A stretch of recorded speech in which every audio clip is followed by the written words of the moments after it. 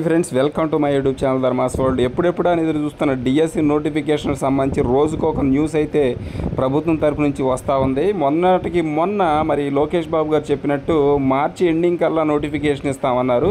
అయితే ఇప్పుడు ఖచ్చితంగా ఇది ఏప్రిల్ తొలి వారంలో విడుదల చేస్తామని చెప్పేసి సీఎం చంద్రబాబు నాయుడు గారు చాలా స్వయంగా ఈరోజు మీటింగ్లో చెప్పడం జరిగింది. మెగా డిఎస్సిపై సీఎం చంద్రబాబు కీలక ప్రకటన చేయడం జరిగింది.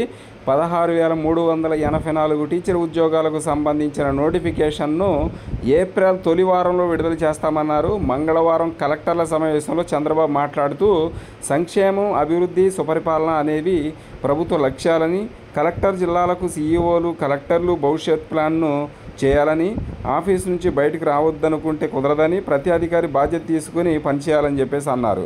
మొత్తం మీద డిఎస్సి నోటిఫికేషన్ ఎప్పటికప్పుడే ముందుకు పోతూ ఉంది.